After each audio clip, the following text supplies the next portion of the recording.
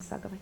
Ни для кого не секрет, что коронавирус оставил свой отпечаток на всех сферах нашей жизни. Карантинные меры в первую очередь ударили по экономике нашей республики, чем и вызвали некоторые затруднения у бизнесменов и кое-какие изменения в их политике. О том, каким образом выстраивается деятельность управления Федеральной антимонопольной службы по Республике Ингушетия в сфере государственных закупок, расскажет Батыр Тачиев. Во время пандемии, естественно, у нас количество выявленных нарушений, количество проведенных проверок уменьшилось. Это связано с тем, что было распоряжение правительства Российской Федерации о том, чтобы проводить эти проверки реже и меньше. Также все это связано было, кроме всего прочего, с тем, что и у нас сотрудники и болели, и на удаленном так вот образом работали. И поэтому значительно меньше нарушений, чем за аналогичный период прошлого года. А так, все равно нарушения есть, и это говорит о том, что что-то не в порядке. Поэтому, когда что-то не в порядке, на это необходимо реагировать.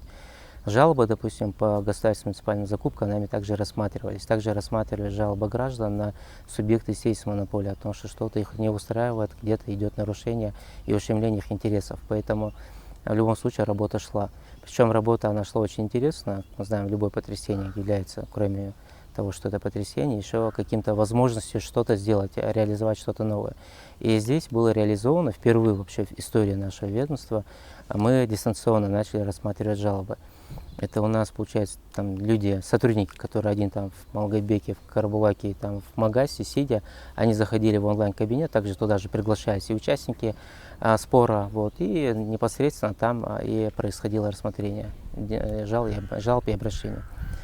И кроме этого также проводились и внеплановые проверки, это по требованиям прокуратуры республики, при закупке медицинских товаров в основном данные проверки проводились, было связано с тем, чтобы не злоупотребляли именно в период пандемии в этой сфере.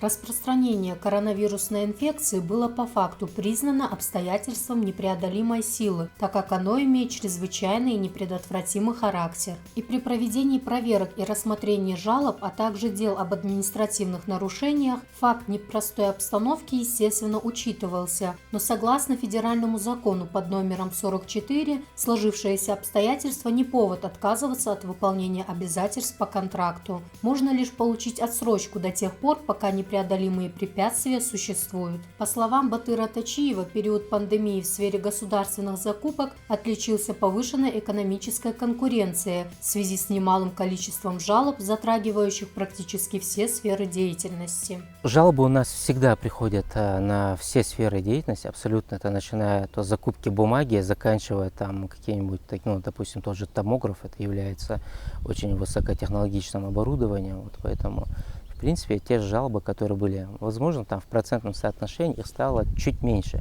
Но обращение о том, что есть нарушение, стало немного больше, потому что у нас появились в условиях сокращения спроса и закрытия некоторых организаций, они, все наши предприятия, они пошли в госзаказ. Поэтому конкуренция обострилась непосредственно в этот период.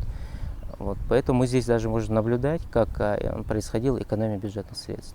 Даже и на удаленке наши сотрудники, естественно, продолжали свою работу. Допустим, количество привлеченных к административной ответственности лиц, это 80 постановлений нам было вынесено на общую сумму 19 миллионов рублей.